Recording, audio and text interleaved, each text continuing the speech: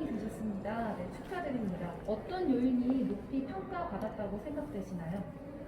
네, 그동안 31개 경기도 기초단체 시장과 군수님들이 협의체를 만들어서 회의를 운영하는데 적극적으로 참여를 했고 또 소통하는데 제가 민선 5기, 6기, 7기까지 시장으로서 역할을 하고 있기 때문에 아마도 그러한 부분에 회원 도시들이 인정을 좀 해주지 않았는가 싶어서 기쁜 마음이고요. 또 책임이 무겁습니다.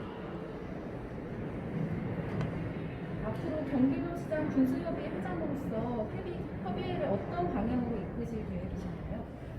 네, 무엇보다도 31개 시군의 지방정부의 특성이 각각 다르기 때문에 소통이 굉장히 중요하고요. 회의를 통해서 소통과 공감을 하고 서로 지역 발전을 위한 다양한 현안들을 공유하는 것이 가장 중요하고요.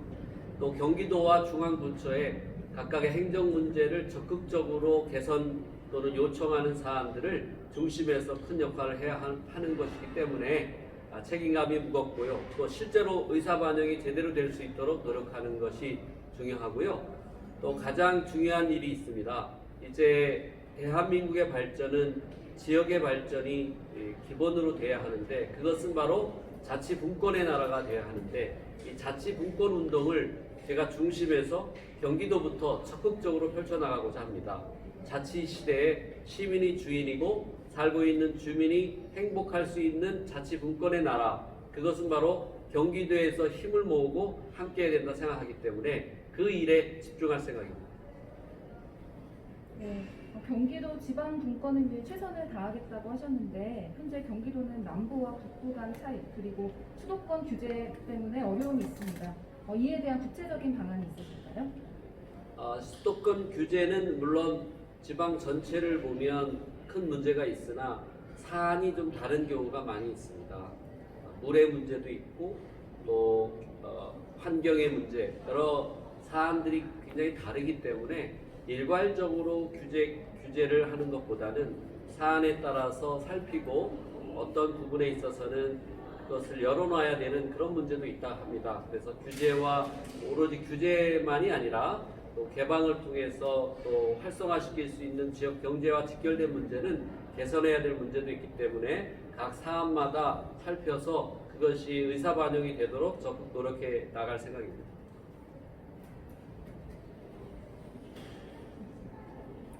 한 번 더 지방 분권을 강화하게 나가겠다고 말씀하셨는데요. 구체적인 방안이 있다고 말씀해 주세요. 무엇보다도 자치분권은 재정 분권이 문제가 되고요. 또 행정의 분권이 문제가 됩니다.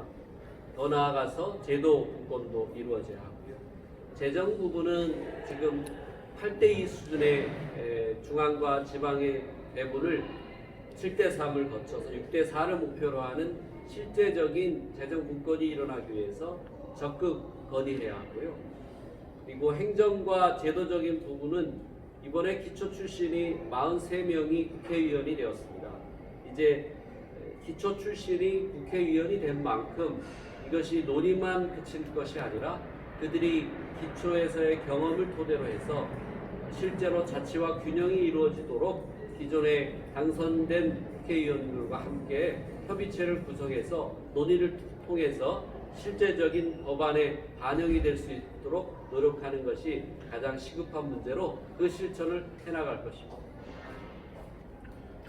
또 하나의 막중한 임무를 맡으셨는데요. 3대 혁신교육 지방정부협의회 회장도 함께 선출이 되셨습니다. 네. 또 우선이 또 교육도시인 만큼 수혜가 남다르실 것 같은데요. 한 네. 말씀 부탁드리겠습니다. 네, 그렇습니다. 아이들의 행복한 교육을 위해서 좀 더 지방의 역할, 행정의 역할은 무엇인가, 지역은 어떻게 할 것인가를 고민한 것이 오산시는 10년이 되었습니다. 그래서 지금은 적어도 아이들의 행복하다라고 할 정도로 많은 개선된 환경의 변화가 있었는데요. 제가 이제 혁신교육의 대표적인 도시가 되고 벤치마킹의 대상이 된 도시여서 저에게 기회를 주신 것 같아요.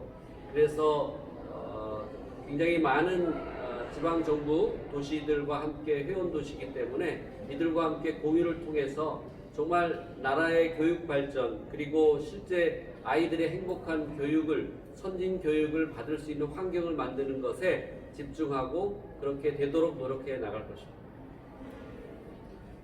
오산시가 인구 20만 조금 넘는 소규모 도시인데 지금 경기도 내 31개 시군 중에는 그 인구 100만이 넘는 대구시도 있고 네. 그런 데서 지금 회장을 맡으셨단 말이죠. 네. 그 단체에 대해서 인정받을 수 있었던 원인과 앞으로 그런 거기와 오산시와는 좀 다를 텐데 거기와 어떤 식으로 협의해서 이끌어 나갈 것인지 그것 좀 말씀해 주십시오. 네. 저에게 기회를 준 것은 아마도 저는 이제 민선 5기, 6기 오산 시민들이 기회를 줘서 3선의 기회를 갖고 또 행정을 10년 이상을 이끌어온 경험이 주요했던 것 같습니다. 이번에 많은 시장 군수님들이 초선으로 처음 행정을 접하다 보니까 여러 가지 어려움이 많을 거라고 예상이 되고요. 그런 부분에 있어서 이 소통과 또 서로 공부하는 그런 분위기, 모임도 필요하기 때문에 그러한 일들을 제일 잘할 수 있다, 또 그렇게 해야 된다라고 메시지를 주고 또 요청도 한 바가 있어서 그 일들을 잘 앞으로 개선해 함께 해 나갈 생각이고요.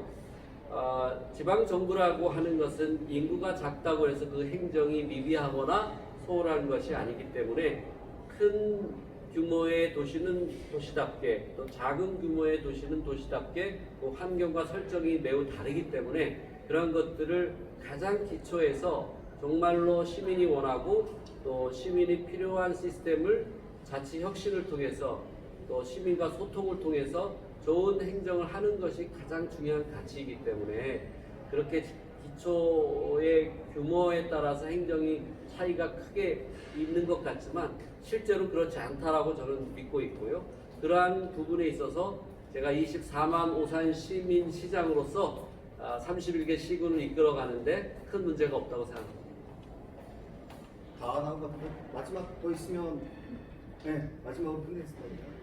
오산시 3선 시장으로서 그동안 정말 많은 업적 그리고 교육과 문화 대표 도시로서 성장 그리고 전국 기초단체장 공약 이행 및 정보공개평가 최우수 수상 등 아주 많은 변화와 업적을 이루셨는데요. 시장님만의 그런 시정 철학이 어떻게 되시는지 알고 싶습니다. 무엇보다도 저는 오산시 출신으로서 제가 꿈꿔왔던 오산시의 이미지라고 할까요? 시의 경쟁력은 무엇일까를 늘 생각했다고 자부합니다. 그런 부분의 교육, 그런 부분의 오산천, 또 독산산성, 우리가 가지고 있는 자원들을 어떻게 자부심 있게 이것을 잘 만들어서 오산의 이미지에 부합하고 또 오산시의 지역의 경쟁력을 확보할 수 있냐의 문제에 교육을 넘어 이제 문화까지 교육과 문화의 경쟁력이 최선이 되도록 노력해서 인근의 큰 도시보다 더욱더 높은 경쟁력을 유지하는 것이 오산의 비전이 아닐까 생각하고요. 그러한 일들에 집중했는데 시민들이 그러한 부분을 높이 인정해주고 또 제가 시장이 되면서 공약, 약속한 내용들을 충실하게 약속을 지켜야 하고 또 지켰다고 자부하기 때문에 그러한 부분에 시민들이 인정을 해준 것 같아서 늘 감사하게 생각하고요. 앞으로도 시민과 소통하면서 약속을 지키는 시장으로 남고 싶습니다. 교육도시의 가치를 역사 문화로 이어갑니다. 6.25 전쟁 70주년 아픔과 희생의 역사를 평화공원에 담았습니다. 전쟁의 시작에서 평화의 시작으로 교육도 문화도 오산입니다.